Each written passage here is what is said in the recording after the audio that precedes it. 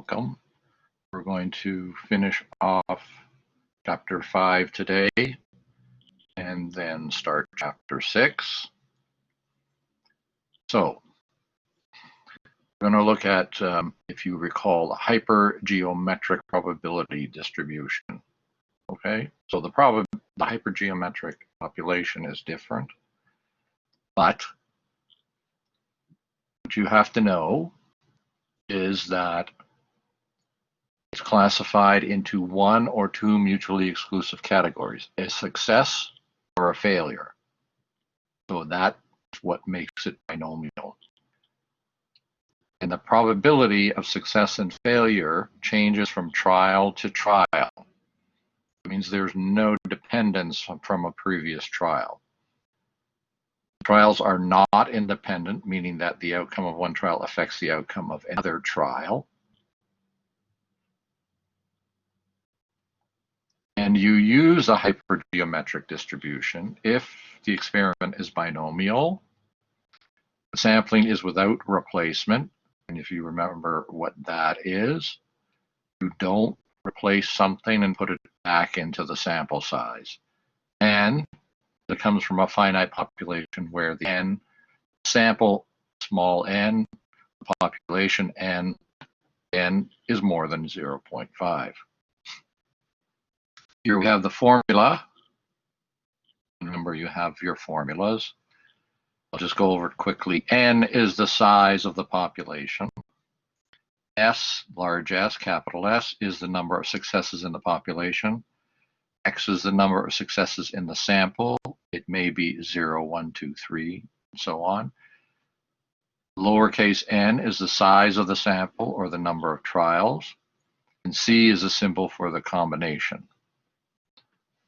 So in our example, we have Playtime Toys employs 50 people in the assembly department. 40 of the employees belong to a union and 10 do not.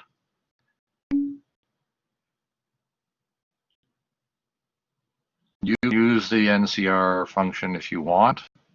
If it's in your calculators, that's fine. So 40 of the employees belong to a union and 10 do not.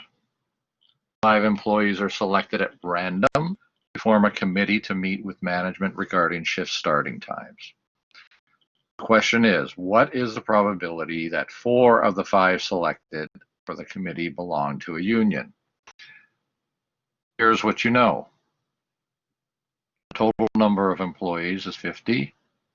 The number of union employees is 40. X equals 4, the number of union employees selected. The sample size is 5, the number of employees selected. So if we plug this in,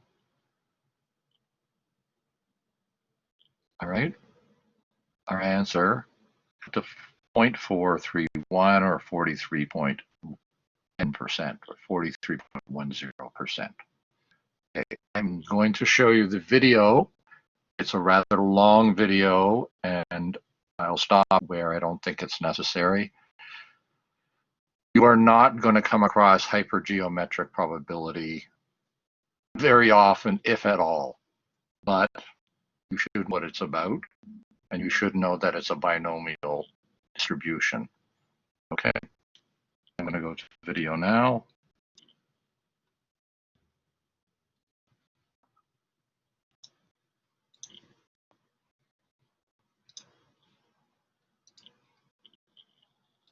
Another important is probability distribution.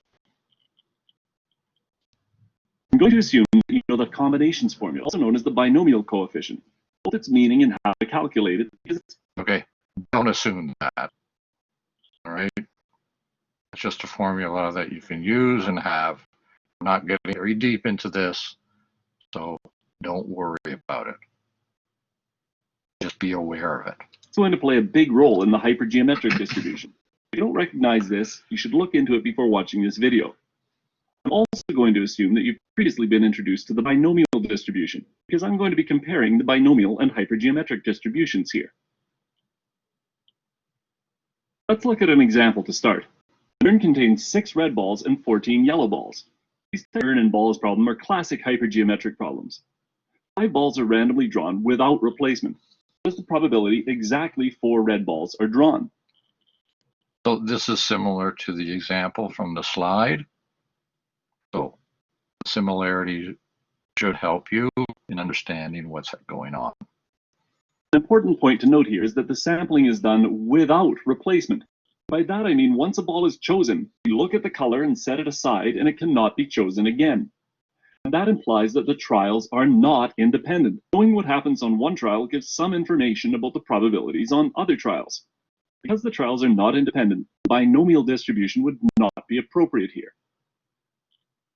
Before we take a formal look at the hypergeometric distribution, let's calculate this probability by thinking through the underlying logic. If we are randomly selecting 5 balls, then any sample of 5 balls is equally likely. So the probability of getting exactly 4 red balls is the number of samples that result in exactly 4 red balls and 1 yellow ball. Since we're picking 5 balls and 4 must be red, 1 must be yellow, divided by the total number of possible samples of size 5. Recall that there were 6 red balls and 14 yellow balls, for 20 balls in total. The total number of possible samples, then, is 20 choose 5. This is the combinations formula, the number of ways of picking 5 balls from 20. In the numerator, we need the number of ways of getting 4 red balls and 1 yellow ball. There are 6 red balls, and from those we must pick 4. And there are 14 yellow balls, and from those we must pick 1. And so 6 choose 4 times 14 choose 1 over 3 choose 5. If we use our combinations formula properly here, we'll see that this works out to 15 times 14 over 15,504. 5 decimal places, this is 0.01354. It's not appropriate to use the binomial distribution here. Since the sampling is done without replacement, the trials are not dependent. The probability of getting a red ball will change from trial to trial, depending on what happened in other draws. For example, on the first draw, since there are 6 red balls and 14 yellow, the probability of getting a red ball on that first draw is 6 out of 20, or 0.3. But suppose the first draw is a red ball. On the second draw, the probability of getting a red ball is now only 5 out of 19. There's 5 red balls left out of 19 total. And that's a little less than 0.3. So the probability of success on any individual trial depends on what has happened on the other trials. Trials are not independent, and independence is one of the necessary conditions for the binomial distribution to hold. Suppose instead that the sampling had been done with replacement, meaning that when a ball is chosen, we look at the color and count it, and place it back in the urn so that it might be chosen again. The probability of getting a red ball on any given trial is simply 6/20, regardless of what happened on the other trials. And since the trials would be independent here, binomial distribution would be appropriate. I'm not going to go into the details, but this would be the appropriate method of calculating the probability using binomial formula. You can see my video on the binomial distribution for more information. And to 5 decimal places, this works out to 0.02835. Compare that to the probability we found previously using the hypergeometric distribution, when the sampling was done without replacement. There we found a probability of 0.01354. The probability found from the binomial distribution with replacement is actually quite a bit different from that. So if we were to mistakenly use the binomial distribution in the without replacement case, our calculated probability would be quite a bit off. In our hypergeometric distribution example, we simply thought through the problem and came up with the probability using some logic. Now let's give a little more formal introduction to the hypergeometric distribution. Suppose we are randomly sampling n objects without replacement from a source that contains a successes and capital N minus a failures. There are capital N objects altogether. There's only 2 types of objects, successes, and there are a of those, and the failures, and there are n minus a of those. We're going to let the random variable x represent the number of successes in the sample. And the random variable x has the hypergeometric distribution with this probability mass function. probability the random variable x takes on the value little x, which I'll sometimes write as p of little x, is equal to this quantity. In order to get little x successes, from the total number of successes A, we must pick x of them. And from the n minus A failures, we must choose n minus x of those. And the denominator is simply the total number of samples, the number of ways of picking little n objects from capital N objects total. What values can x take on here? What are the possible number of successes? What's the number of successes? So it can only take on whole number values. The minimum and maximum numbers are a little bit messy. The number of successes in the sample can't possibly take on a value bigger than the number of objects we are choosing. So it couldn't possibly be bigger than n. It also can't take on a value bigger than the number of successes in the population. So the maximum value x can take on is going to be the minimum of a and n. As for the minimum, we know that the number of successes can't possibly be less than 0, but it also can't be less than this quantity. To make that a little easier to see, I'm going to write this as little n minus capital N minus A. And this is the number of objects we are sampling minus the total number of failures in the population. The number of successes has to be at least that quantity. So the minimum value x can take on is the maximum of 0 and this quantity. The mean of a hypergeometric distribution is equal to n times the number of successes A over the total number of objects, capital N. In other words, n times the proportion of successes in the population. Note that this looks a little bit like n times p, which is the mean of a binomial random variable. It's pretty much the same thing here. There's also a formula for the variance, but it's a little ugly and I'm going to leave it out here. If you need it, you can easily look it up. Let's look at a different example. Suppose a large high school has 1,100 female students and 900 male students for 2,000 students in total. A random sample of 10 students is drawn, and we want to find the probability that exactly 7 of the selected students are female. Here, although it doesn't state it explicitly, it's implied that the sampling is done without replacement. If, say, your boss asks you to get a sample of 10 people and you come back with 2 people and tell your boss that you sampled one of them 6 times and the other one 4 times, you'll likely be looking for another job in the very near future. If we let the random variable x represent the number of female students selected, we need to find the probability that the random variable x takes on the value 7. Again, I strongly recommend in this type of problem that you don't try to put the values into the formula and you simply try to think it through logically. Most find it easier to find the correct probabilities that way. Here, the denominator is going to be the total number of possible samples, and we are picking 10 students from 2,000, and so the denominator is going to be 2,000 choose 10. The numerator is the number of ways of getting exactly 7 female students, and from those 1,100 female students, we must pick 7. We're not done yet. In order to get exactly 7 female students in a sample of 10, we must also pick 3 male students. So from the 900 male students, we must choose 3. The probability of getting exactly 7 females is 1,100 choose 7 times 900 choose 3 divided by 2,000 choose 10. And note that 1,100 plus 900 is equal to 2,000, and 7 plus 3 is equal to 10. This is not a coincidence, and it will work out like that if done properly, and so that can be a useful double check on your calculations. At 6 decimal places, this works out to 0.166490. If you feel the need to use the formula for the probability match function on the previous slide, then capital N represents the total number of objects, here the total number of students, and we had 2,000 students. Little represents the number of objects that we're sampling, and that is 10. A is the total number of successes in the population. And since we're counting up the number of females, we're calling getting a female student a success, and the total number of female students is 1,100.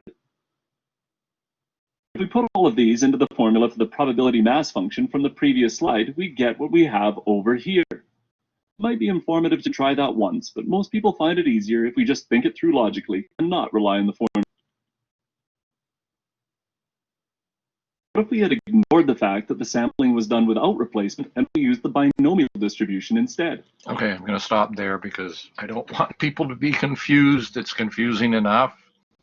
So just remember what the conditions are. You can go over the slide again, but what the conditions are for a hypergeometric distribution. Okay, it's either a success or a failure, whatever you're doing. You're picking 10 people with brown hair and 3 people blonde hair. Okay, it either is or it isn't. So, any questions? After that rattled your brain.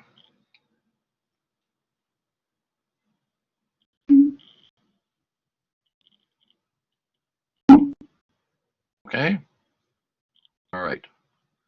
So, that is the end of chapter 5.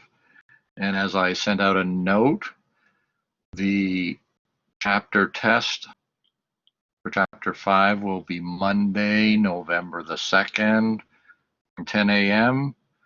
to Thursday, November the 5th at 10 a.m. Okay? Any questions about that? No. All right. Okay, and one more reminder, I will send it out again, that next week I would like to see everybody's research proposal. And remember, on the website, there's a template. It's only 1 page. Fill out template. Okay. Even if you're using the data that's already on the website, inform me. And the second thing is, if you're not going to use data from the website, you have to present it to me before you can do your research proposal. Where are you getting the data from? All right. Is there any questions about that?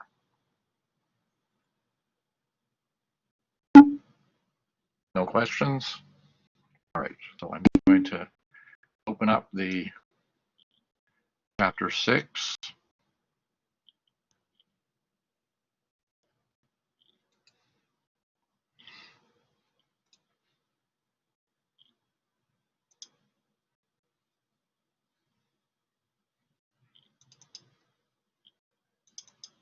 Okay. All right. So chapter 5, we talked about discrete probability distributions. Chapter 6 is about continuous probability distributions. I have a video to show here.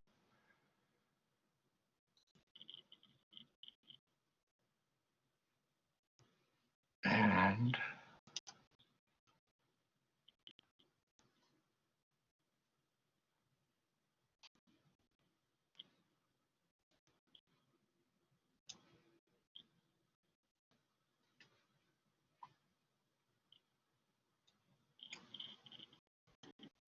let's say I have some random variable x, and it is a continuous.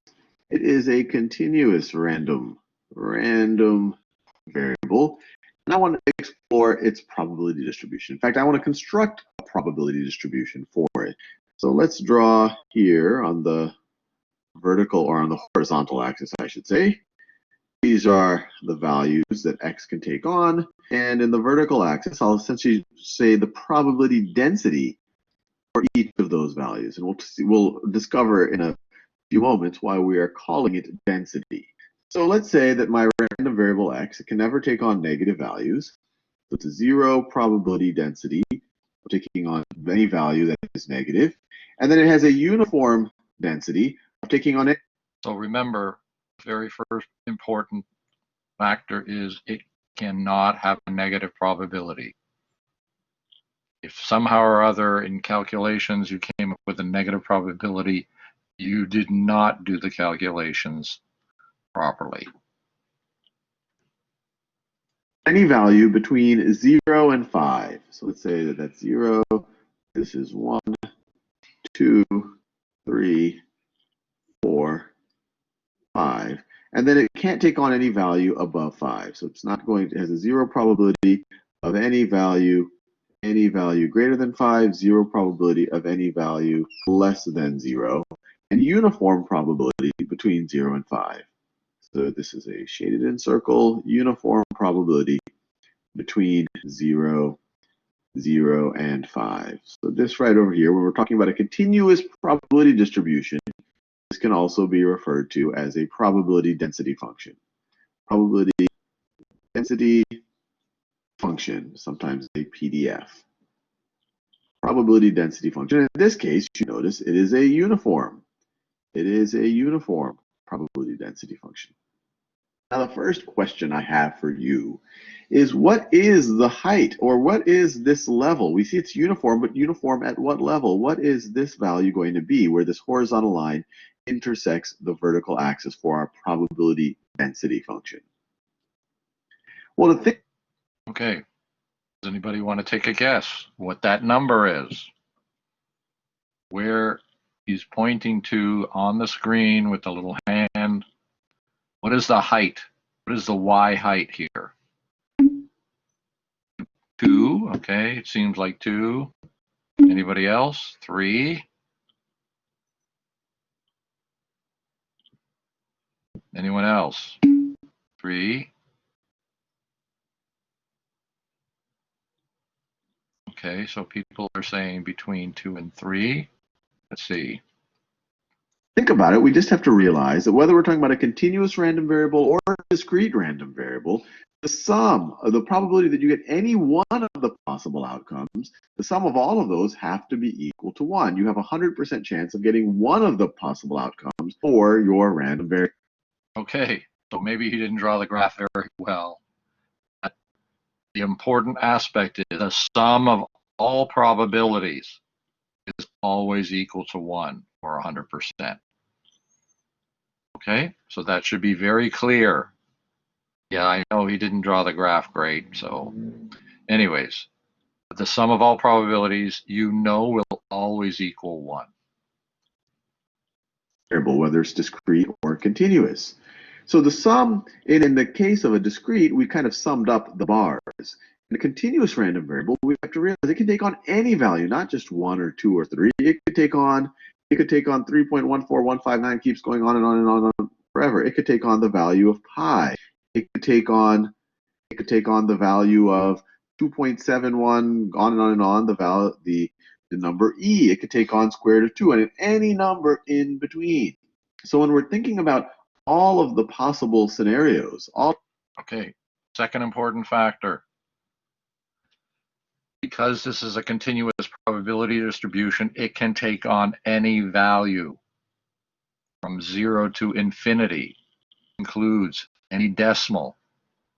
So it can have an infinite number of possibilities, right? As opposed to discrete, where it either is or it isn't, or it's heads or it's tails. So those are discrete, or it takes on values of just integers, 1, 2, 3, 4, 5. There's no 5.5. So the second important fact about continuous probability, it can take on any values from 0 to infinity. All of the possible values that our random variable can take on times the density, the probability actually is now the area. The combined probability of all of the possibilities is now this area.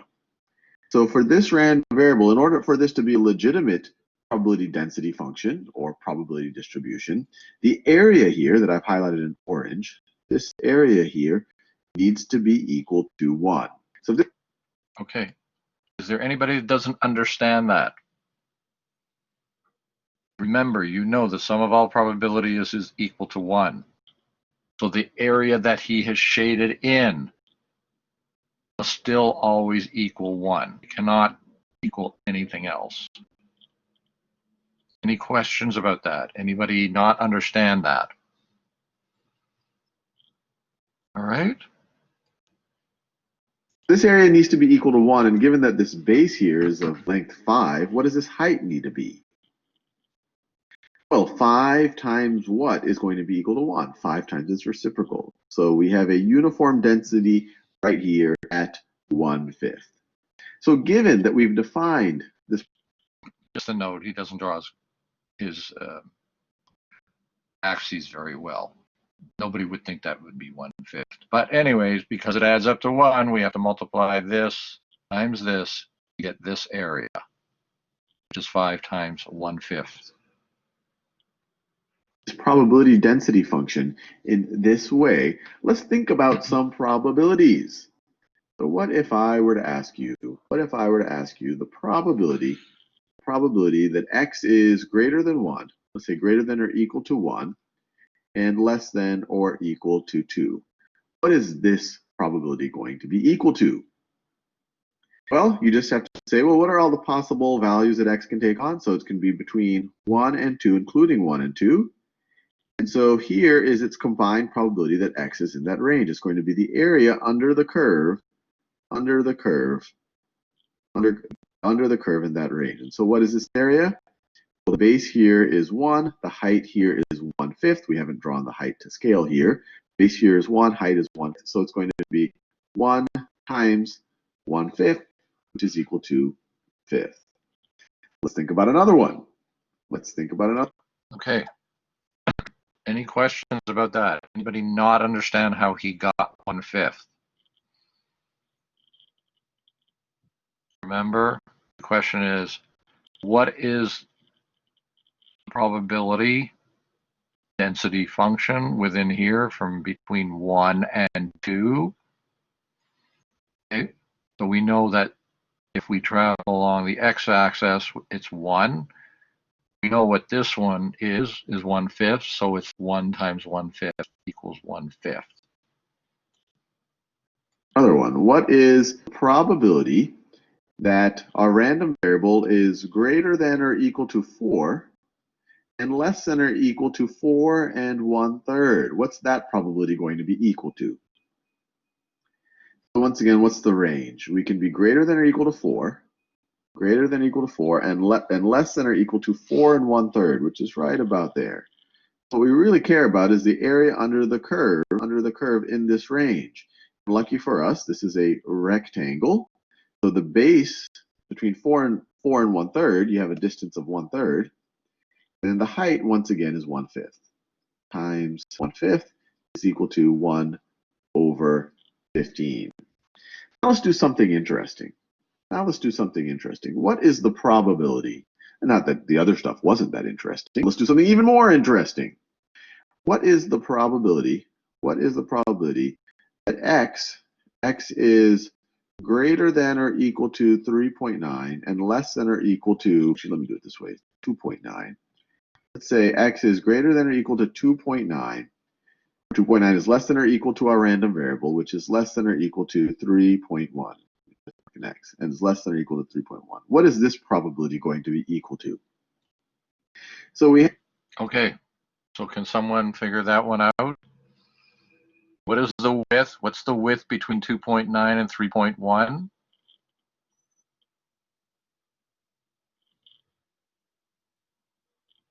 What is 3.1 minus 2.9?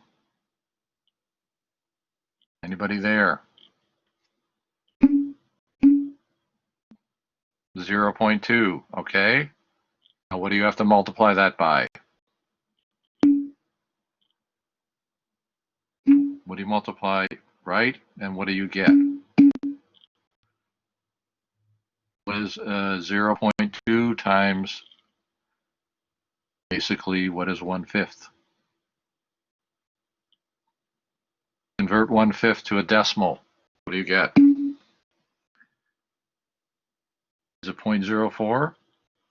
So 1/5 equals what? 0.2 multiplied by 0.02. Okay, good. Let's see if you are correct. You have this little range here, right over here. Height is 1/5. We see that over and over again. What's the area of this rectangle? Well, the base here is between 2.9 and 3.1, so that is 0.02. Let me draw that rectangle a little wider. So if we draw it like this, but zoom in a little bit, This point right over here is 2.9. This point right over here is 3.1. The difference between the two is 0.2, or you could say it's 1/5, so 0.2, and then the height here is 1/5.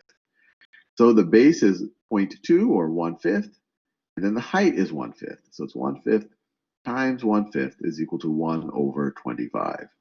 Well, you say, well, how is that any more interesting than what we just did? Well, let's escalate a little bit. What's the probability not of that range? Let's take the probability. Let's take the probability that 2.99 is less than our random variable, which is less than or equal to 2.99 is less than or equal to our random variable, which is less than or equal to 3.001. What is this going to be equal to? Okay, so can someone or whatever, a few of you, figure what that is? What is the probability function here? 0.02. Anybody have something different than 0.02? Remember, you're taking the difference between 3.01 and 2.99 and then multiplying that by 1/5. Okay, Samar has 0.004. Anything else? Anybody else have a different response? 0.02 is the difference. But what is the area, Brenda? 0.004. Okay. All right. So let's see. Now we've made our range a little bit smaller. Our base now is going to be 0.02. The difference between 3.01 and 2.99 is 0.02. So it's now 0.02 base and the same height, 1/5. So the base is now not 1/5, but 150. That's the same thing as 0.02. And we multiply that times 1/5 times 1/5 gives us let me scroll over to the right a little bit, 1/250. And we could keep going. Which We is could keep going, and I think you see why this is 0.004. getting interesting. What's the probability that 2.999 is less than or equal to our random variable, which is less than or equal to 3.001? What's this going to be equal to? Okay. You want to try this one? Remember, figure out the difference between the minimum value of x and the maximum value of x. So 3.001 minus 2.999. You multiply that by 1/5. 0.004. Okay. Does anybody have a different answer?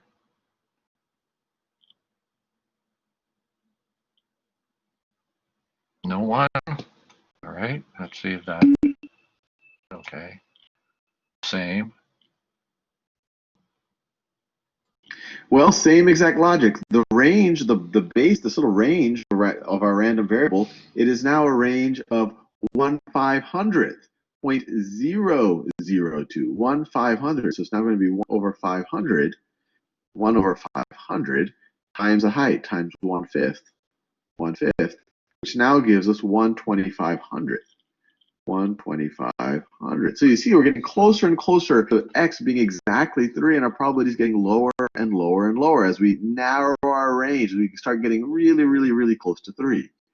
So with that, let's just finish this video with a very philosophically interesting question. What is the probability?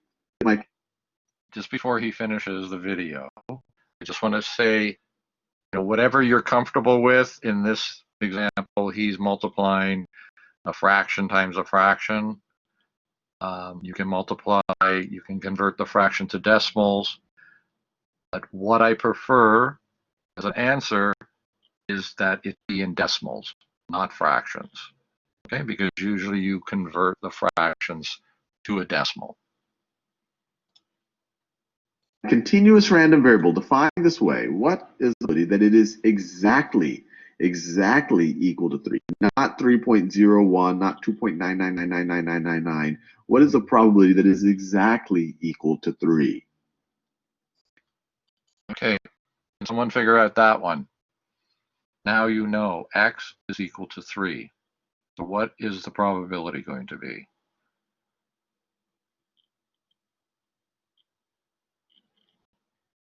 What's the range?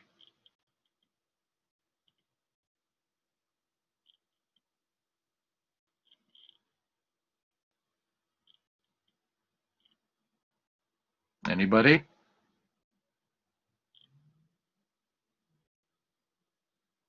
What's the minimum? What's the maximum?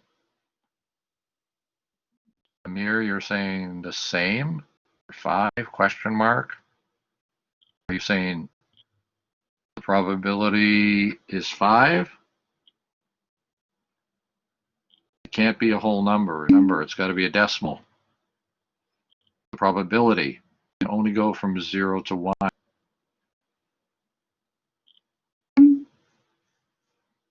Tamara has 0.6. Anyone else?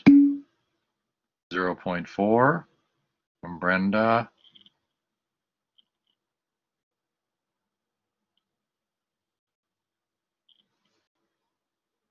All right, let's see. Well, now our rectangle has essentially degenerated, or I guess it's degraded down to just a vertical line. Its height is still 1/5. It has absolutely no width. It has absolutely no width. It is an infinitely skinny rectangle. And so your probability here, it has no area. It has no area, so the probability is 0. So you actually have a 0 probability of exactly 3. Okay, do people see that? Now you're talking about 1 point. It has 0 range. Does everybody see that? Does anybody not see that? Because you're going from 3 to 3. When you subtract that, you end up with 0. 0 times the vertical height, which is 1/5, becomes 0. Does anybody not see that? Does everybody see it? Okay, so it's not a trick question, but if you think about it, if you see a question that says a probability of x equals 3 or x equals 10 or whatever it is, you know that it's always going, remember, you're talking about the range versus the height, or the width times the height. The width is 0 because it's going from 3 to 3. It's not going anywhere. So it's 0 distance. But the vertical height remains the same at 1/5, but you're multiplying 1/5 times 0. Okay? Can be somewhat like a trick, but it's not really a trick. 3, not 2.999, not between 2.9999999 and 3.0001. We're talking infinite precision. Getting exactly 3, the probability is 0. And hopefully this little progression that we saw gives you an indication of why that is. As we get to a tighter and tighter range around 3, the probability was getting closer and closer to 0.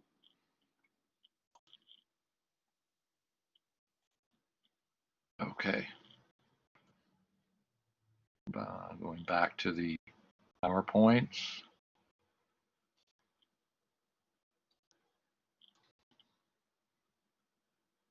So it's not really a trick question. It's more, you have to look.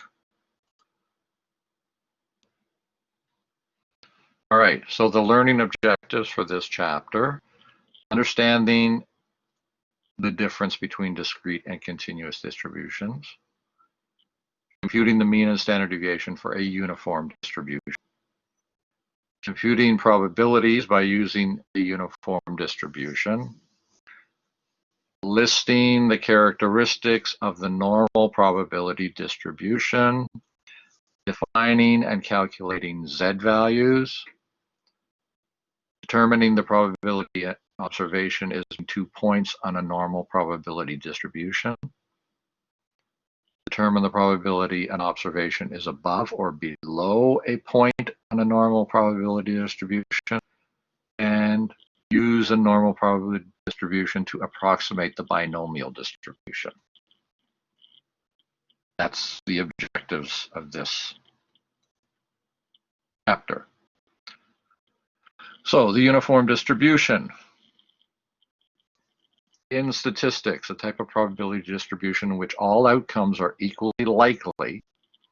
A deck of cards has a uniform distribution because the likelihood of drawing a heart, a club, a diamond, or a spade is equally likely.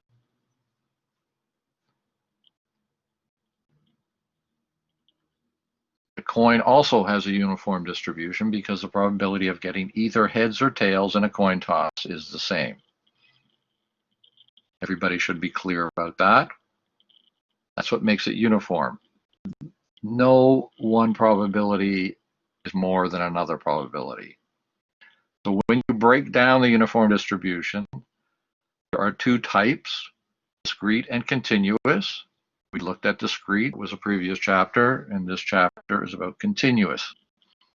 So the possible results of rolling a die provide an example of a discrete uniform distribution. It is possible to roll a 1 through 6, but it is not possible to roll 2.3, 4.7, 5.5. A uniform distribution is a statistical probability definition whereby every variable has the same probable outcome. Distributions are simple ways to help statisticians, mathematicians, and investors to organize, analyze, and display variable probabilities. So any questions about the uniform distribution? All right. Whoop, sorry. I got to get to the video.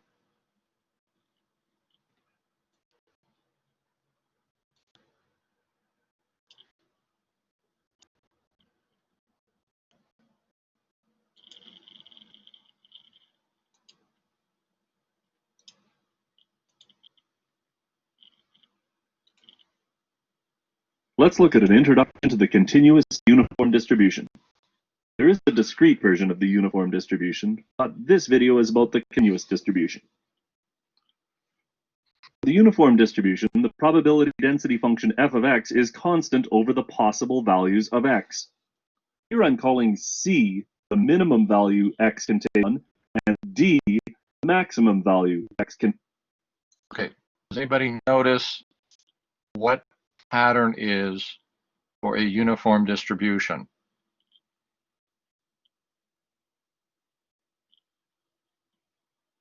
It has to do with x and y.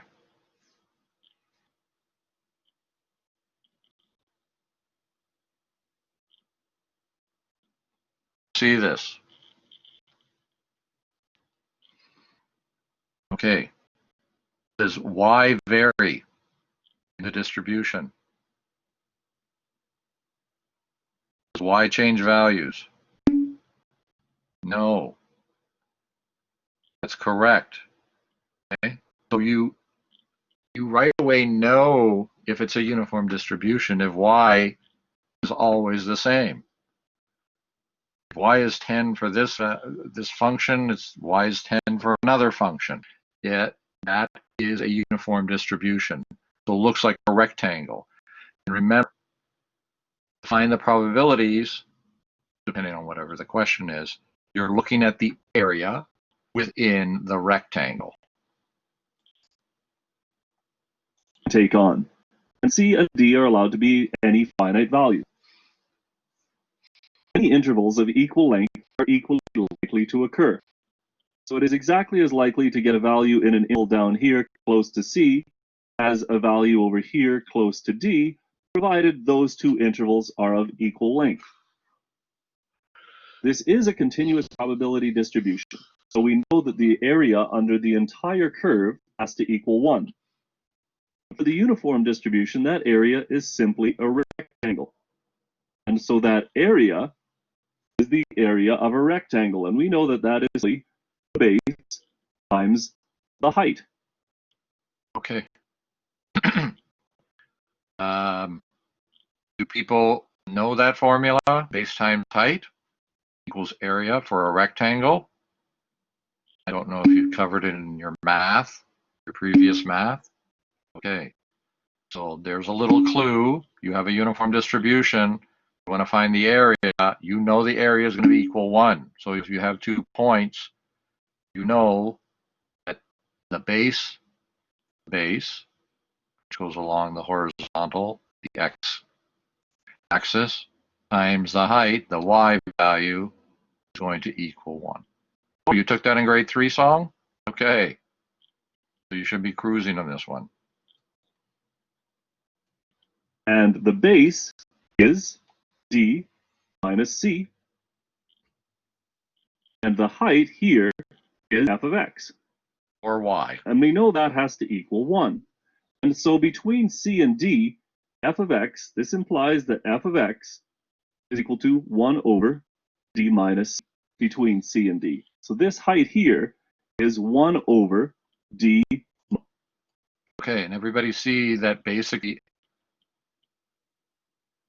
the height is equal to the inverse of whatever 2 points you're here, in this case, d minus c.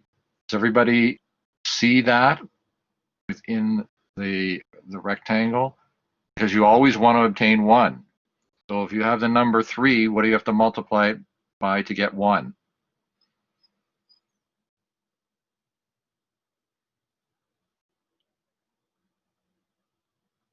Do you multiply 3 to get 1?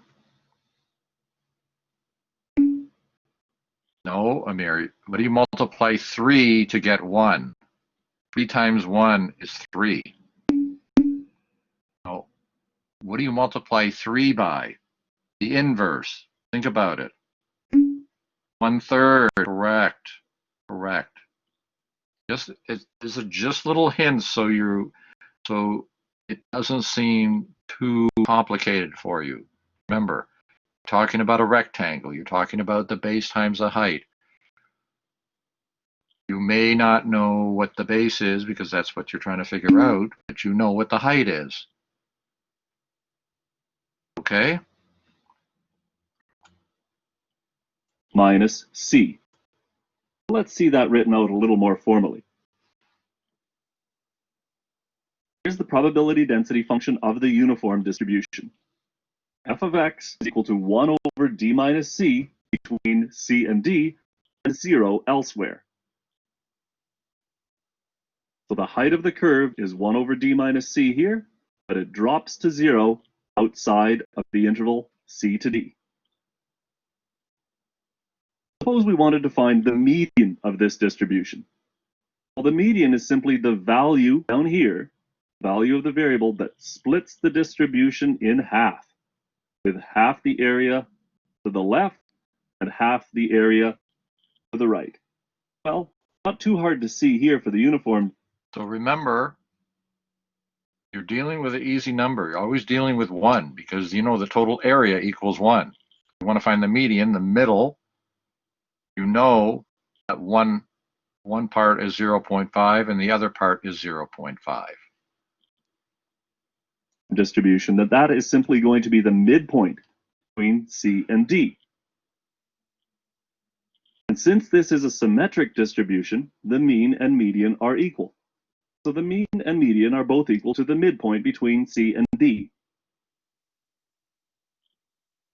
The median is the midpoint between C and D, which simply works out to C plus D over 2. And the mean, I'm going to call mu here, is also equal to that. The midpoint between C and D, or just the average of C and D. The variance, you have to use a little calculus to find that. So I'm going to let you verify for yourselves that that is simply equal to 1 over 12 times D minus C squared. We need to use a little integration to find that. For continuous probability distributions, finding areas under the curve usually requires integration. For the uniform distribution, areas under the curve are simply rectangles, so we can find that using simple areas of rectangles. We could use integration if we so desired, but we don't have to. Suppose x is a random variable that has a uniform distribution with c equal to 200 and d equal to 250. What is f of x? F of x is equal to 1 over d minus c which is 1 over 250 minus 200, or 1 over 50. That's not true everywhere, though. That's only true for values of x that lie between 250 and 200. Outside of that interval of values, it's equal to 0. So we say f of x equals 0 otherwise. Visually, what's happening down here is that this height here we just found to be 1 over 50. And that makes sure the area. Okay. Does anybody not see how he got 1 over 50? Remember, you're just plugging in the numbers. You may not know what y is, what he's referring to as f of x. But we know what the distance is between within x. 200 is smaller than x. 250 is greater than or equal to x. All right? So we know the difference here is 50. We know that the y is the inverse, which is 1 over 50. Anybody not see that?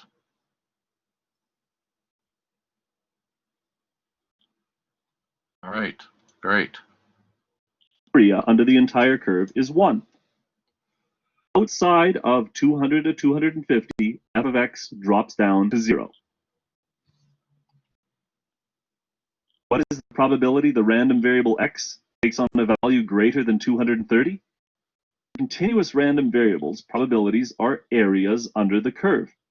So we have 230 over here somewhere, and we're simply looking to find the area under the curve to the right of 230. That's the probability the random variable x takes on a value greater than 230. This is simply the area of a rectangle. So this is the probability the random variable x takes on a value greater than 230. This is simply going to be the base of the rectangle, which is 250 minus 230 times the height, which is 1 over 50. So times 1 over 50. And this works out to 20 over 50, or 0.4. What is the 20th percentile of this distribution? The 20th percentile is the value of the variable such that the area to the left is 0.2, or 20%. So we need to find. Remember, if you forgot, talking about percentiles, the 20th percentile is where 20% of whatever the population is lies below that particular number. Find the value of the variable that yields an area to the left of 0.2. And I'm going to call that value A. And then we're going to solve for A. Well, we know that this rectangle has an area of 0.2. We also know that that rectangle has an area simply equal to the base, which is A minus 200, times the height, which is 1 over 50. So 1 over 50. But we know that that has to equal 0.2. So if we multiply by 50 and add 200, we see that this is equal to 210. So the 20th percentile of this distribution is 210. Okay, so just remind people, basically, it's just a formula, and the formula always stays the same. You're just plugging in the values. You keep your unknown, in this case, A, okay? But you want to maintain your unknown on one side and your known values on another side. It doesn't matter whether it's right or left. So in this case, what he's doing is, you know that it's the 20th percentile. We know that you have to multiply A minus 200, because we don't know what A is, times 1 over 50. So we have to remove the 1 over 50, so we multiply by 50, okay, and add 200, and you get A equals 210. So I'm not going to ask, because I assume everybody understands those distributive properties. For other continuous probability distributions, it's not going to be quite so easy to find areas and percentiles. We're going to have to use calculus and integrate the probability density function to find areas and percentiles. For the Okay, just so you know, you will not have to use calculus and you will not have to do integration. Okay? Because this is not calculus class, this is statistics class. continuous uniform distribution, it's fairly straightforward as this reduces to simple areas of rectangles. Okay.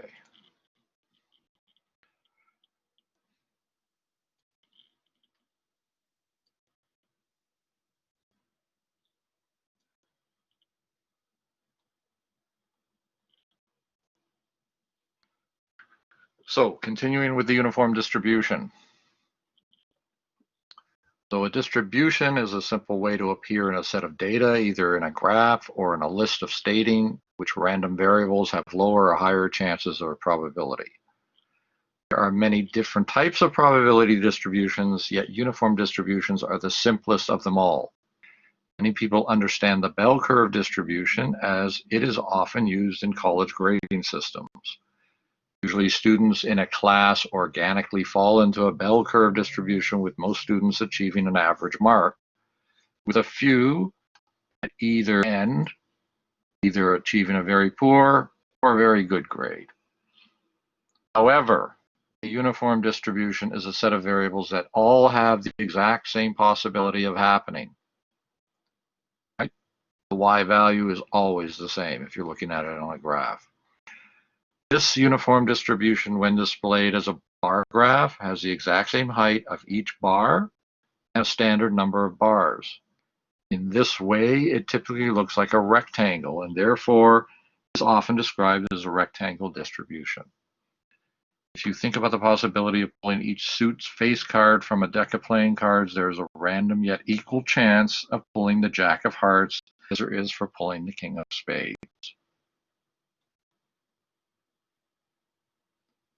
So the other type of uniform distributions is continuous, which is what we're looking at. The idealized random number generator would be considered a continuous uniform distribution.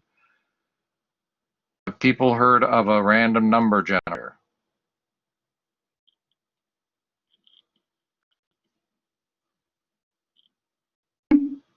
Yes? What is it, Rachel? Can you explain it?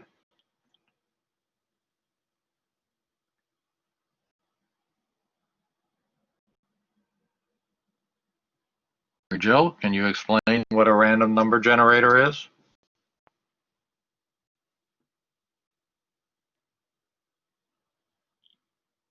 No? Hello? Hello, don't lose your microphone. Sorry. It's like a program that generates a random number Okay, and between like a range. you give it the range, right? Yeah. Okay. Now, is it with replacement or without replacement? With replacement. Because aren't you picking? Correct. So if you had a random number generator and you wanted numbers from 1 to 50, theoretically, you could get like 5 ones in a row, right? Yes. Okay. So that means it's an equal chance any number can be chosen, Okay. right? But Yeah. the max is 50. So you know what the maximum is. It can only be 50. Correct? Yep. Okay. Thank you. That's great. So that, if people were not aware, that's what a random number generator is. So, and every variable has an equal opportunity of appearing, yet there are continuous or possibly infinite number of possibilities unless you determine a range. So there are 4 other important distributions among the infinite possible distributions: a binomial distribution, which we covered, a chi-square, which we looked at very, very briefly, which is called contingency tables, the normal distribution, and the student's t-distribution. We looked at the t-distribution and we looked at the normal distribution. Okay. So the uniform distribution, the uniform probability distribution is perhaps the simplest distribution for a continuous random variable. We know from the videos, the examples provided, this distribution is rectangular in shape and is defined by minimum and maximum values. Okay, and on the left side here we have how you figure the mean is a plus b divided by 2. Standard deviation is the square root of b minus a squared divided by 12. The uniform distribution, the probability of x equals 1 over b minus a. If a is less than or equal to x, which is less than or equal to b, and 0 elsewhere. So that defines this rectangle. Outside the rectangle, the probability is 0. Okay, so I'm going to just show you, I've got an example, another example. It's always good to see examples because then it can show you basically how they are the same.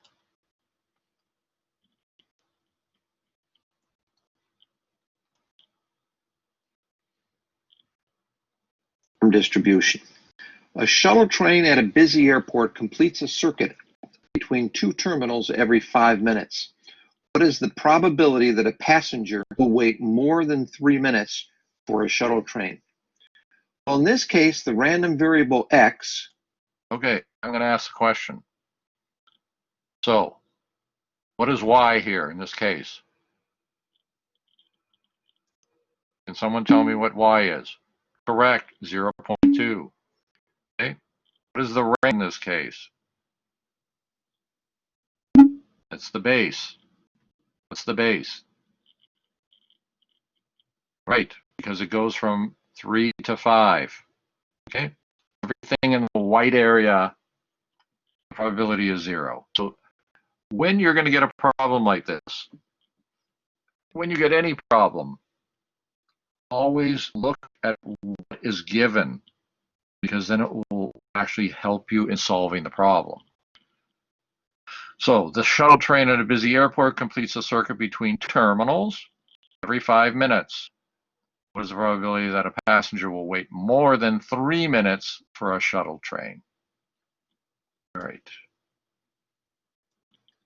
Will represent the wait time of the passenger. And the assumption that is going into this problem is that that wait time is uniformly distributed between 0 and 5. Once you make that assumption, f of x will have support. Wait time can go anywhere from 0 to 5. And this will be the uniform distribution with a equals 0 and b equals 5. So f of x will be 1 over b minus a. 1 over 5 minus 0 is just 1/5. And that 1/5 is this height right here, 0.2 on the probability density function. The probability that the random variable x is greater than 3, because we're interested in the probability of waiting more than 3 minutes, will be equal to the integral from 3 to 5 of the probability density function 1/5 dx. That probability turns out to be, if you integrate here, x divided by 5, evaluated from 3 to 5. Okay, just to interrupt, he's using integration, which we are not going to worry about. Okay, I apologize. So you just watch the video, see how he solves it. If you've used integration, that's fine. If you're comfortable with it, you can use it if you come up with a problem, a uniform probability problem. Everybody else, you do not have to do that. And that is 5/5 minus 3/5, or 2/5. So 2/5 is the probability that the passenger will have to wait more than 3 minutes. That probability is indicated geometrically here by the shaded area of 2/5. So Okay, if we convert 2/5 to a decimal, what is it then?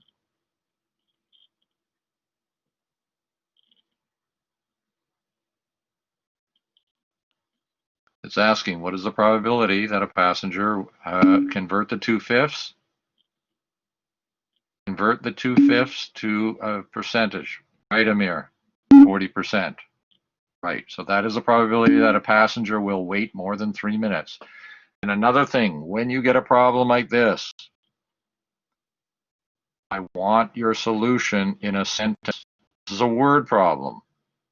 Don't just give me a number because you will not get the full grades for that. Give me the correct number, fine, I'm going to give you a percentage of the final grade. But if you give me a sentence, because that's what this is asking, anything that's a word problem, please try to answer in a sentence form. So the balance point here, of course, of this distribution is 2.5. That's the average waiting time, but the probability of waiting 3 minutes or more is 2/5.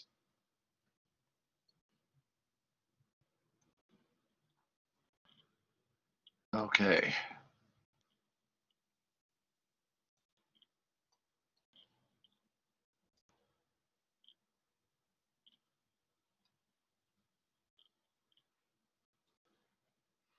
Okay, we're going to have another example. Southwest Arizona State University provides bus service to students while they are on campus. A bus arrives at the North Main Street and College Drive stop every 30 minutes. You'll see that here in the graph. 0 to 30, between 6 a.m. and 11 p.m. during weekdays.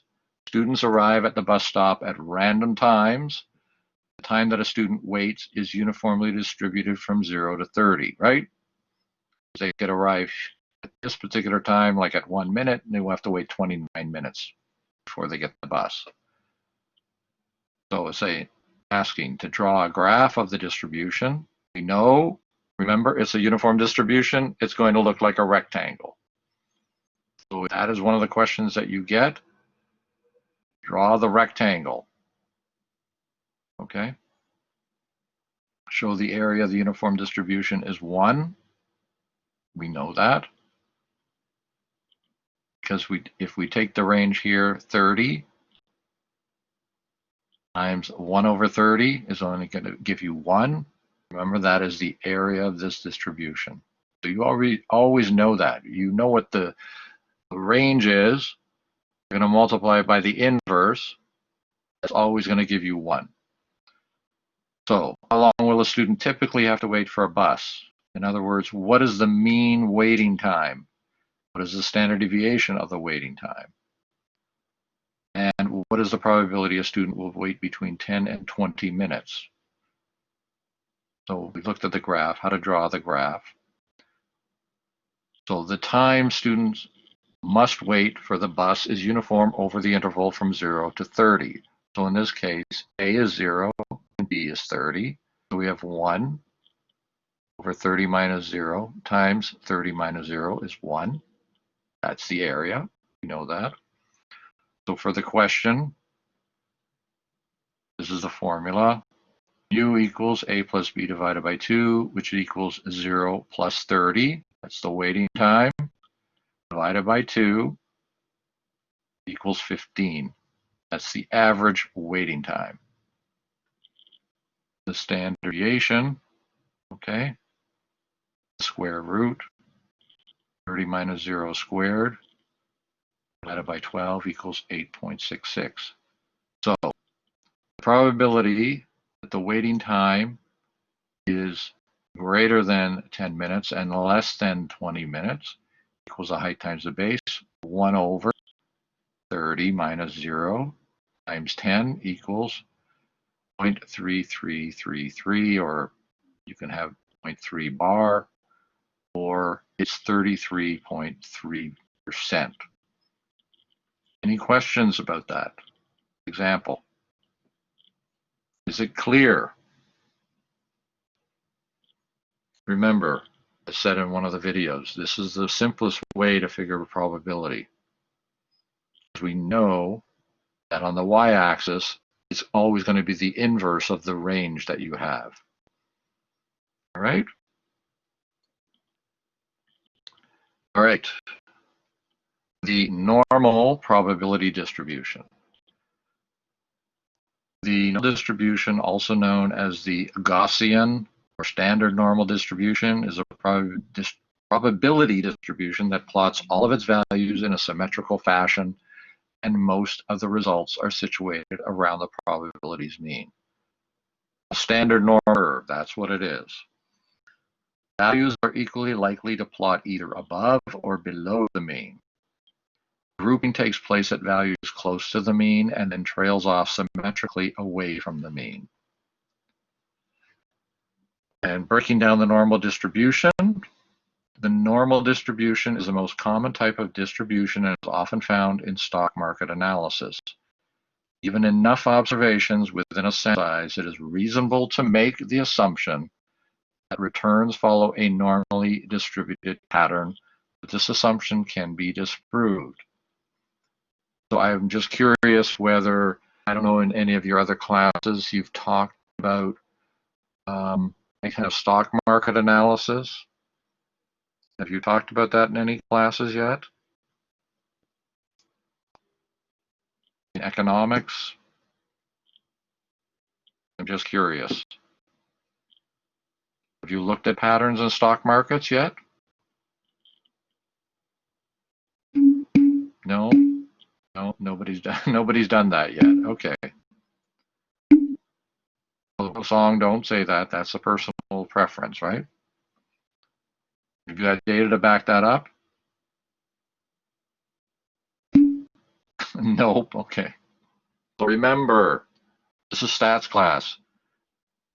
I don't want your opinions. I want facts. Okay, anyways. Okay, so with any distribution, the distribution's mean, the skewness and kurtosis, we're going to talk about that, should be calculated to determine the type of distribution. Standard normal distribution has two parameters, the mean and the standard deviation. In the Gaussian distribution, the mean, or mu, is equal to 0, while the standard deviation, or sigma, is equal to 1. You may hear this more often or not. When you look at a normal curve, you always say, well, the mean is 0 and the standard deviation is always 1. That is a standard normal curve. And under normal circumstances, independent, identically distributed random variables or outcomes are said to converge to a standard normal distribution under the central limit theorem, which we talked about. Okay, I'm going to get the next video.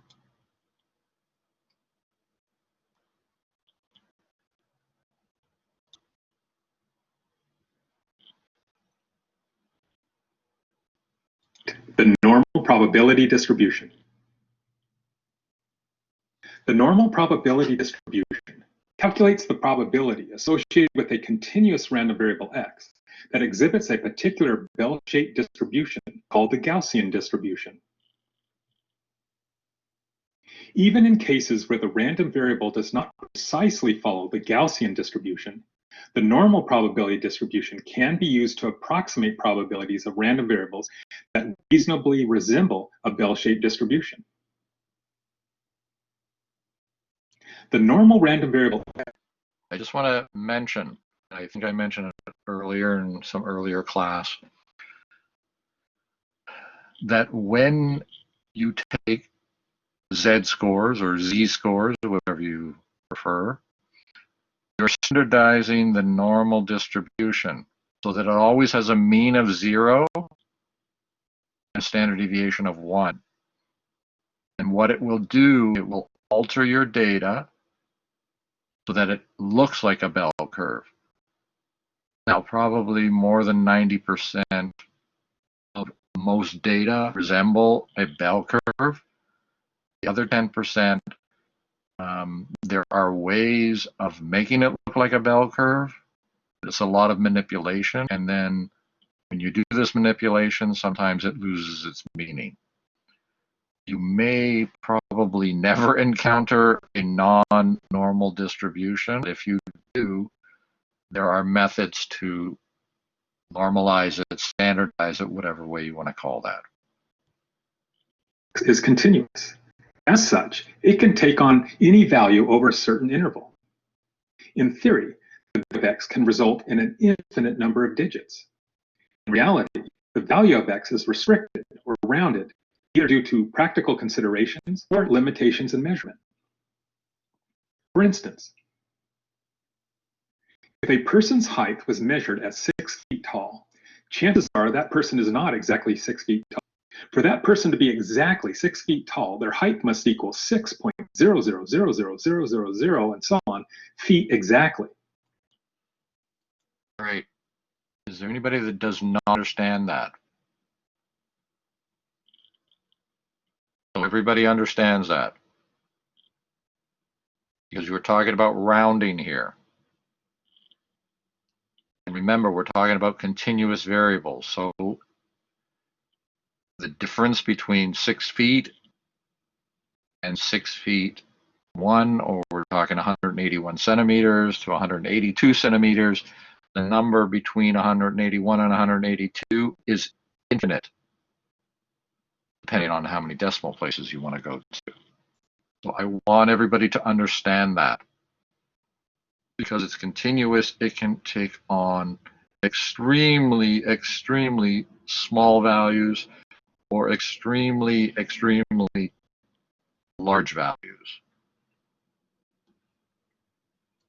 It is not possible to measure this result to this degree of accuracy due to limitations and restrictions in the measurement process. Thus, the probability that a normal random variable x exactly equals a specific value is essentially zero. That is, the probability that the x equals a particular value of x is so small it basically rounds off to zero. Consequently, probabilities involving the normal probability distribution are calculated over intervals. That is, a range of values from some lower limit up to an upper limit. The probability that a normal random variable x takes on any value within the interval from some lower limit L to some upper limit U is given by the following formula. Fortunately for us, this formula is programmed into the TI-84 calculator. Sorry, don't worry about that calculator, because if everybody has the, what is it, the BA, can't remember the number. That is a financial calculator. It will calculate that value, so don't worry about the TI. The normal CDF command calculates the probability that on a normal bell-shaped distribution, the random variable x takes on some value from L, a lower limit, up to a value of U, an upper limit, and all values in mean. So the normal CDF command, the TI-84 calculator, requires the input of 4 different values. The first 2 values are the L and the U. It is the range from the L, the lower limit, up to U, the upper limit, which defines the part of the bell-shaped curve for which we're calculating the probability. The last 2 numbers are mu sub x, the mean of the normal distribution, and sigma sub x, the standard deviation of the normal distribution. For instance, the heights of adult males are normally distributed with a mean of 69.42 inches and a standard deviation of 3.15 inches. Find the probability that a randomly selected adult male will be between 60 inches and 72 inches tall. That is, somewhere between 5 feet and 6 feet tall. Well, here the problem states that high adult males are normally distributed. Thus, we know that it follows the normal probability distribution. To completely describe the normal probability distribution, we need to know 2 values, mu sub x, the mean, and sigma sub x, the standard deviation. The problem states that they have a mean of 69.42 inches, thus mu sub x equals 69.42. And it states that there's a standard deviation of 3.15 inches, thus sigma sub x equals 3.15. Now we can calculate the probability. In order to find the probability that's between 60 inches and 72 inches, looking at 60 at the lower limit, up to 72 inches in the upper limit. Using the normal CDF command to do this, you need to input 4 values. Okay, don't worry about this. Using a different calculator, we just want to see what the result is. You can do it same thing on your calculator or do it by hand. The purpose is just to show what the probability is going to be. The first 2 values represent the L and the U. The lower limit value, which was the 60 inches, comma, and the U, the upper limit value, which was 72 inches. So this is going to find the probability that a randomly selected male is somewhere between 60 and 72 inches tall. The last 2 values into the normal CDF command are the mean and the standard deviation. So here mu was the 69.42, comma, and sigma, standard deviation, was 3.15. The normal CDF command on the TI-84 calculator is found in the distribution menu. To get there, you press second, DISTR, arrow down to the normal CDF command, press enter to select. Then we enter in the values. L was 60, comma, U was 72, comma, mu was 69.42, comma, and sigma sub x was 3.15. Close parenthesis, enter. We see that this result rounds off to about 0.792. So we have our result. Thus, the probability that a randomly selected adult male will be between 60 inches and 72 inches tall is 79.2%. The normal CDF command on the TI-84 calculator calculates the probability. Okay, I'm going to stop there because we don't want to hear about the calculator. Okay, I just want to show you that you can figure that out using the normal probability. Any questions? There isn't the normal CDF function in the financial calculator, though. Okay. You can still do it. It doesn't take much when you do it by hand. I'm not entirely familiar with the BA plus calculator. Have you checked the manual for that? Okay, you know what? Try to find it online. Send me a note, and I will try to find it if you can't find it, okay?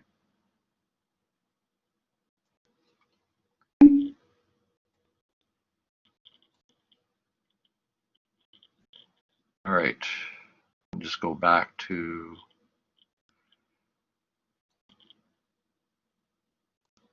files.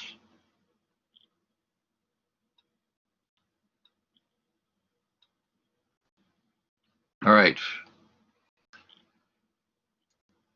So I think we talked about this a bit. Skewness and kurtosis. The skewness measures the symmetry of the distribution. So whether the middle is the width is very thin or it's very wide. So the standard normal distribution has a skewness of 0 and therefore is said to be symmetric. If the distribution of the data set has a skewness less than 0, the data is skewed to the left. Conversely, data that has a positive skewness is said to be skewed to the right. So for example, asset prices follow a log normal distribution, which is skewed to the right because asset prices are non-negative. Nobody's taken anything to talk about that yet. That is the case if you talk about asset prices. Kurtosis measures the tail ends of a distribution and whether the distribution of a data set has skinny tails or fat tails in relation to the normal distribution. The standard normal distribution has a kurtosis of 3. which indicates data that follow a Gaussian distribution, have neither fat nor thin tails. Therefore, if observed data have a kurtosis greater than 3, it is said to have heavy tails when compared to the normal distribution. If the data have a kurtosis less than 3, it is said to have thin tails. So, for example, in the stock market, returns are said to follow a normal distribution in theory. However, in reality, asset returns tend to have fat tails. Observed asset returns have typically had moves greater than 3 standard deviations beyond the mean, more than expected under the assumptions of the normal distribution. So remember, in a normal distribution, you cannot go more than 3 standard deviations beyond the mean. I'll show you the video on skewness and kurtosis.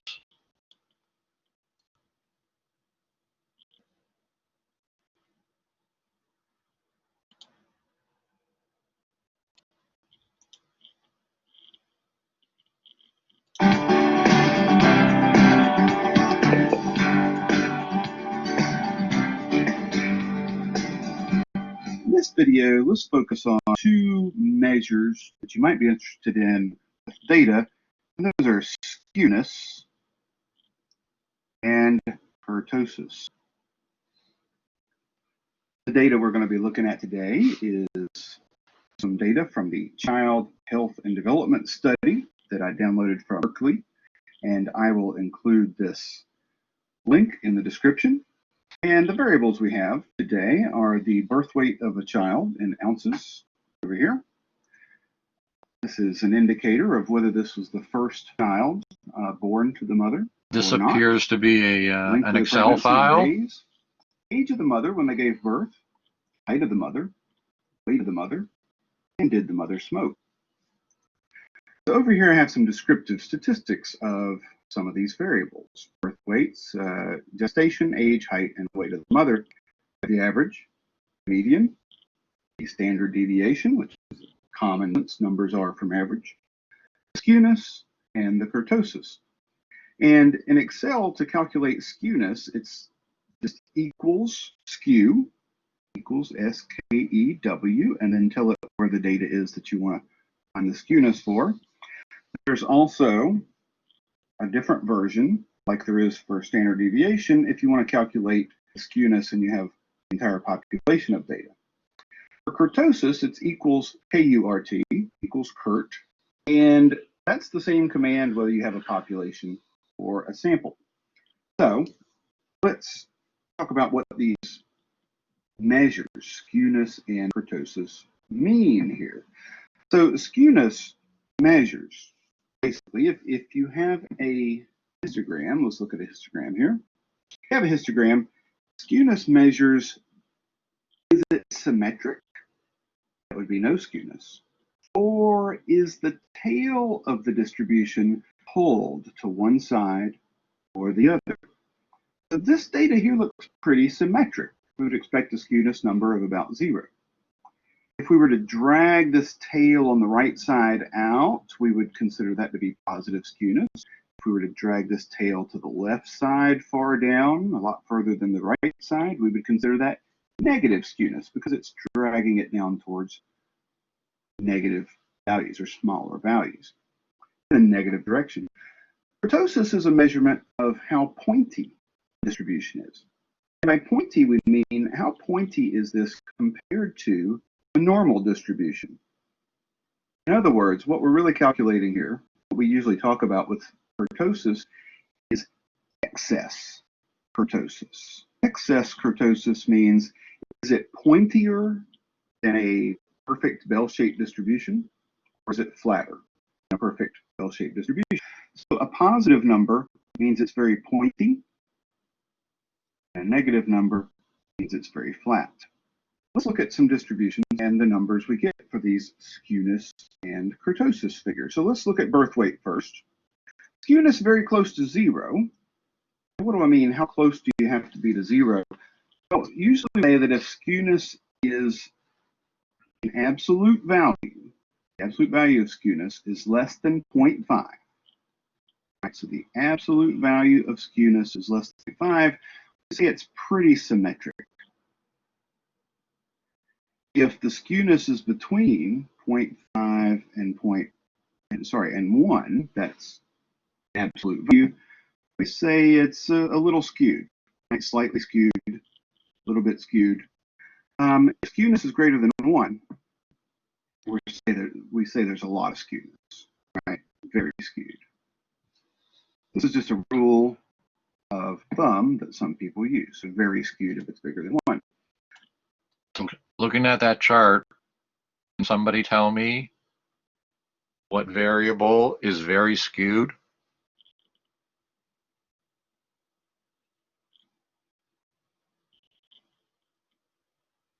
Everybody sees the chart. What variable on the left side is very skewed? Nobody can see that? Nobody thinks there's anything that's skewed. Gestation is skewed at negative 0.8. Age? Yes. Okay, song, you got it correct. Look at the weight. Look at the skewness of the weight. 1.2. He's already telling you anything that's greater than 1 is very skewed. The weight is skewed. Okay, if we look at the other variables, the standard deviation is extremely high. It's 20.8. That is how much it varies, right? So this is very skewed. The weight at 1.2. Okay? John, do you see that? Do you understand that?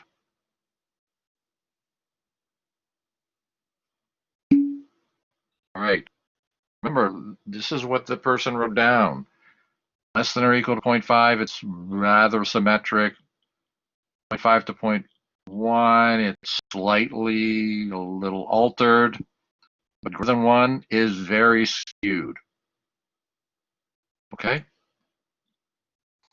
So since this number is very small, close to 0, less than 0.5, we would expect to see a histogram that is pretty symmetric here, as we see. What about kurtosis? Let me bring up a picture from Wikipedia, very informative here. So this image, I think, is the best representation I've ever seen to try to help us understand what these values for kurtosis that we see look like. So this very pointy one, remember kurtosis, if it's positive, it means it's pointy. If it's negative, it means it's flat. So this really pointy, very pointy line here corresponds with a kurtosis of 3. The one that's a little orangey just below it, that's a kurtosis of 2. The green one here says that it has a kurtosis of 1.2.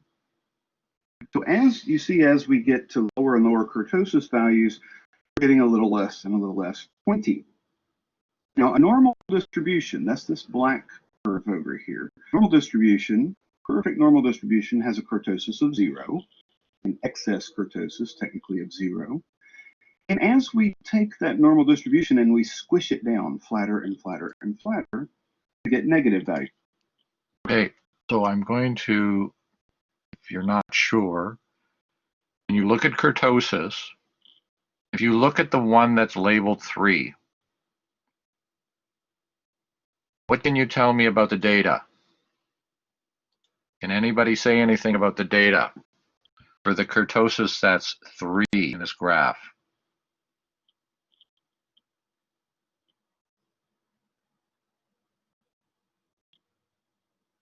Where is the data? Look at that curve, the red line.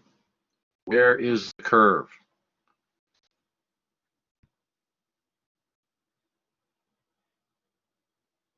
No one? If you look at it, is most of the data around the mean?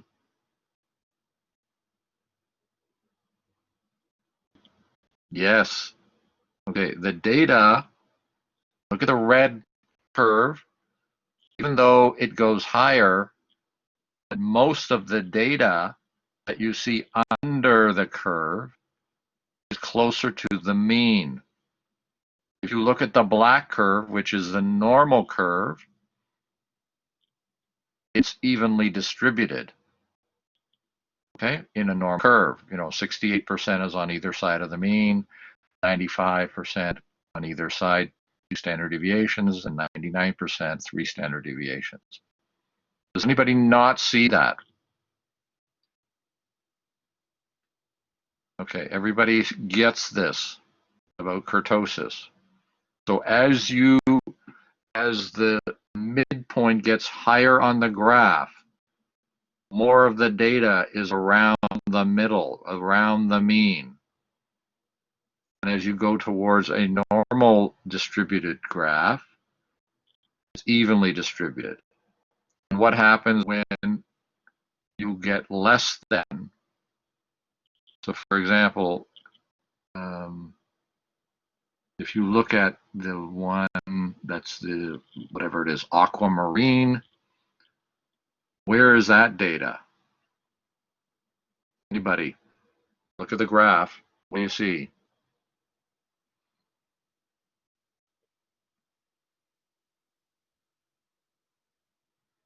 Where is the data in the aquamarine one?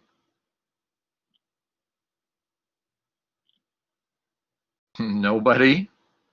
What does the graph look like? The aquamarine graph.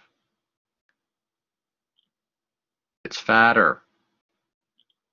Okay? You don't see that much distinguishing. Well, this is a light blue. Sorry, aquamarine is light blue. Can you see that? It's more spread out. It's flatter. Okay. So that's important to know. Kurtosis. Okay. And skewness. I'll just continue. Space for kurtosis. So this one has this blue one has a kurtosis minus 0.59. It's what we call a semicircular distribution here. Looks like it's half a circle. And as we get, oh, sorry, that's the light blue. And the light blue one is 0.59, negative 0.59. The semicircular one is minus 1. The darker blue one, minus 1. And the one that is perfectly like a square here, very much like a block, is minus 1.2. So this value here of 0.4 for kurtosis tells us that this histogram for birth weight is a little pointier than a perfect normal distribution would be. Perfect normal distribution might come up and look more like this without these extra observations right in the middle, making it a lot more pointy. This is an easy way to tell, is my data normally distributed or not? If it's normally distributed, it shouldn't be skewed. That checks out for this one, but this one is a little too pointy to be normal distribution. All right, let's go on to the. So when you are doing your case study, you can look at that and you can right away tell whether it's representative of a normal curve or it's skewing, or the kurtosis is indicating it's pointy, and that tells you where the data is. So just remember that. The next variable, gestation. So gestation here, if we look at this histogram, it looks like, let's see some observations way down here. These are premature babies born very early, and that drags the tail of the distribution to the left. We would expect it to be perhaps negatively skewed. Look how pointy this is. It's not a nice rounded bell. It has this huge peaks in the middle. I would expect a lot of pointiness, kurtosis, maybe a negative skew here. Let's look at the calculations. Skewness is minus 0.8, and so that's moderately left skewed. Kurtosis is crazy here at 6.6, telling us this is very, very pointy. Okay, let's look at the next variable. Okay, so this is a histogram of the mother's age. And you see this tail dragging off to the right? Okay, and you see the skewness here. And you see where most of the data is lying. Does anybody not see how this data is skewed? All right, so everybody sees how it's skewed. That's an indication that there's positive skewness. When the tail points in a certain direction, it's skewed in that direction. So we call this right skewed or positively skewed. And as far as pointiness, I can really tell. Let's look at what our computations in Excel told us here, or age. So skewness, positive. Kurtosis, slightly negative. So it says this is slightly flatter than what a normal distribution looks like. All right, let's look at the next one. And height of the mother. So for height, let's look at the numbers first and see what we should expect. It says maybe slightly negatively skewed, not much, and kurtosis close to 0. So this tells us that maybe this is going to look pretty close to being a nice L-shaped distribution, perhaps with a little bit of left skewness over here. That's kind of what we see. All right. And our last variable, weight, tells us, before we look at the histogram here, weight says it's positively skewed to the right. It's going to be pointier than a normal distribution would. Let's look at the histogram to see if this is true. Yeah, that does look like it's quite pointy. And it also does look like, if we zoom out here, it does look like it is skewed to the right or positively skewed. So that's how to interpret these values, these descriptive statistics for skewness and kurtosis. Now, last thing I want to mention is just kind of a technical thing. How are these calculated? I'm not going to go through the exact formulas for skewness and kurtosis. I just want to give you the basic idea that when you calculate skewness and kurtosis, they're sort of similar to what we do when we calculate a sample variance or a population variance. The big difference, now there are some other differences in these formulas, but the big difference is when we calculate skewness, instead of raising things to the second power, we raise them to the third power. And for kurtosis, instead of raising to the third power, we raise to the fourth power. Now again, if you just go calculate this, but you raise this to the fourth power, you're not going to get exactly the same answer you're going to get. That's the basic idea where these formulas come from. But the actual formula for skewness and kurtosis is actually much more complicated. I encourage you to look it up on Wikipedia if you want to. Okay. So let me just go back to the PowerPoint. Everybody get skewness and kurtosis? It's not usually looked at a lot, unless, of course, the data does not look like a standard normal curve. Okay? Okay.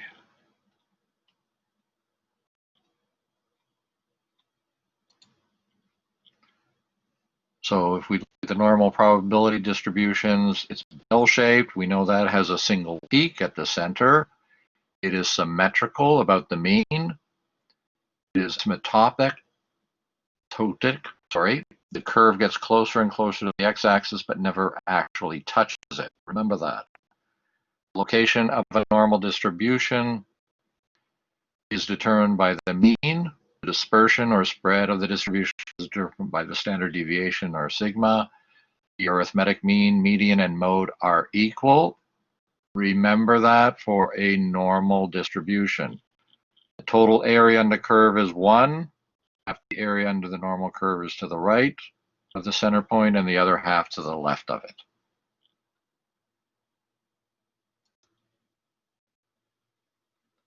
Okay. In probability theory, a probability density function, which we looked at a little bit, or density of a continuous variable, is a function that describes the relative likelihood for this random variable to take on a given value. The probability density function takes on the following formula. tells you that a comma b is the interval in which x lies, which we saw in a couple of examples. And the probability of a less than or equal to x less than or equal to b is the probability that some value lies within this interval.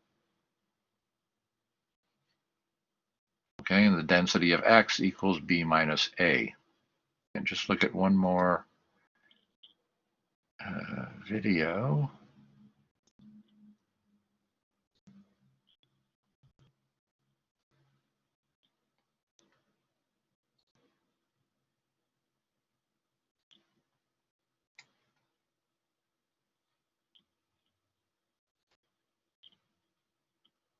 Random variable, and then we moved on to the two types of random variables. You had discrete, a finite number of values, and these don't. I was going to say that they tend to be integers, but they don't always have to be integers. You have discrete random, and so finite meaning you can't have an infinite number of values for a discrete random variable. And then we have the continuous, which can take on continuous, an infinite number. And the example I gave for continuous is, let's say, random variable x. And people do tend to use, let me change it a little bit just so you can see it can be something other than an x. They have the random variable capital Y. They do tend to be capital letters. Is equal to the, I don't know, exact amount of rain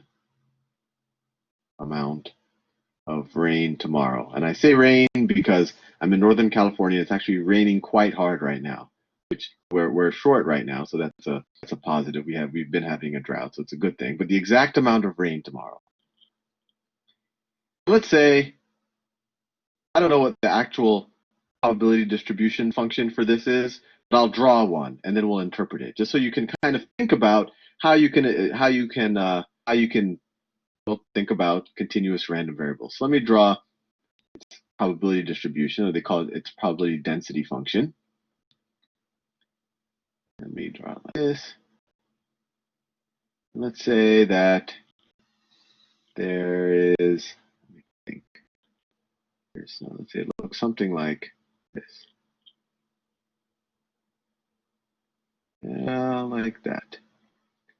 All right, and then I don't know what this height is. So the x-axis here is the amount of rain. Well, this is 0 inches. This is 1 inch. This is 2 inches. This is 3 inches. 4 inches. And then this is some height. Let's say it peaks out here at, I don't know. Let's say this is 0.5. So the way to think about it, if you were to look at this and I were to ask you, what is the probability? What is the probability that y, because that's our random variable now, that y is exactly equal to 2 inches? Y is exactly equal to 2 inches, right? What's the probability of that happening? Based on how we thought about the probability distribution functions for the discrete random variable, you'd say, okay, let's see, 2 inches, that's the case we care about right now. Let me go up there. Say, okay, it looks like it's about 0.5, and you say, oh, I don't know, is it a 0.5 chance? And I would say, no, it is not a 0.5 chance. And before we even think about how we would interpret it visually, let's just think about it logically. What is the probability that tomorrow we have exactly 2 inches of rain?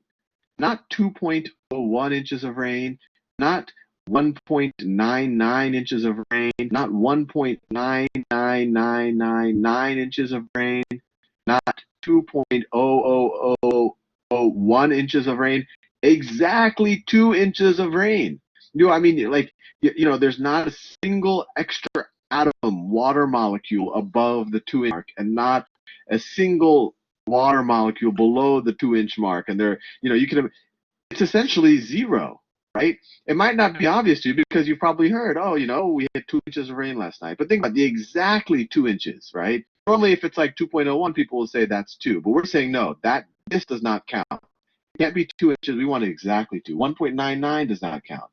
Normally, I mean, our measurements don't even have tools that can tell us whether it is exactly 2 inches, right? No ruler you can even say is exactly 2 inches long.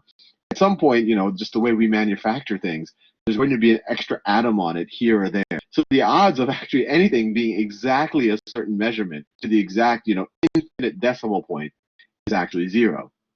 The way you would think about a continuous random variable, you could say, what is the probability? What is the probability that, y is almost 2? So if we said that the absolute value of y minus 2 is less than some tolerance, is less than, I don't know, 0.1, right? And if that doesn't make sense to you, this is essentially just saying that what is the probability that y is greater than 1.9, so greater than 1.9, and less than 2.1. These two statements are equivalent. I'll let you think about it a little bit. But now this starts to make a little bit sense. Now we have an interval here. We want all y's between 1.9 and 2.1. We are now talking about this whole area.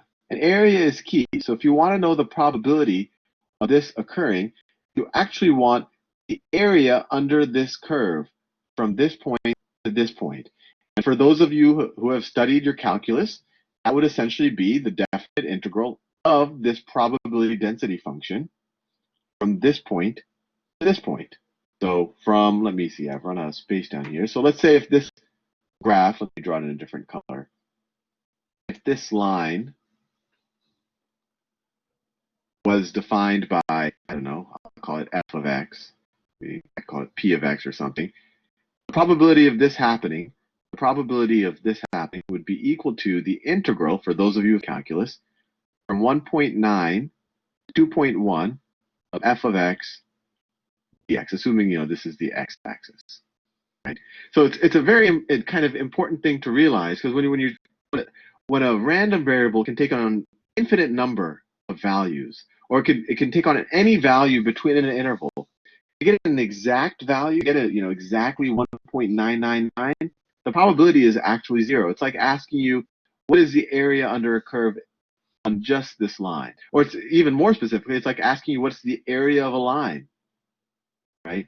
An area of a line, if you were to just draw a line, you say, well, the area is height times base. Well, the height has some dimension, but the base, what's the width of a line, right? There's, as far as, the way we've defined a line has no width and therefore no area. And it should make intuitive sense that you cannot, probability of a very super exact thing happening is pretty much 0. You really have to say, okay, what's the probability that we get close to 2? And then you can define an area. And if you said, oh, what's the probability that you get someplace between 1 and 3 inches of rain, then of course the probability is much higher. The probability is much higher. It would be all of this kind of stuff, right? You could also say, what's the probability we have less than 1 inches of rain? And you would go here. You would calculate, if this was 0.1, you would calculate this area. And, what's the probability that we have more than 4 inches of rain tomorrow? You would start here, and you would calculate the area in the curve all the way to infinity, if the curve has area all the way to infinity. And hopefully that's not an infinite number, right? And your probability won't make any sense. But hopefully if you take this sum, it comes to some number, and it'll say, oh, there's only a 10% chance that you have you have more than 4 inches tomorrow. And all of this should kind of immediately lead to one light bulb in your head, is that the probability of all of the events that might occur can't be more than 100%, right? All of the events combined can't, there's a probability of one that one of these events will occur. So essentially, the whole area under this curve has to be equal to 1. So if we took the integral of f of x from 0 to infinity, this thing, at least as I've drawn it, dx, should be equal to 1, for those of you who have studied calculus. For those of you who haven't, an integral is just the area under a curve, and you can watch the calculus videos if you want to learn a little more about how to do them. And this also applies to the discrete probability distributions. We draw one. Okay, I'm going to stop there because we're not talking about discrete, we're talking about continuous. So thank you for staying. I'll stop now, and remember, tomorrow I have office hours, so if you want to ask any questions about the research proposal, that's fine. Otherwise, I will see everybody on Friday. Okay. Any questions about today? We're going to continue with chapter 6 on Friday. So thank you. Have a good evening.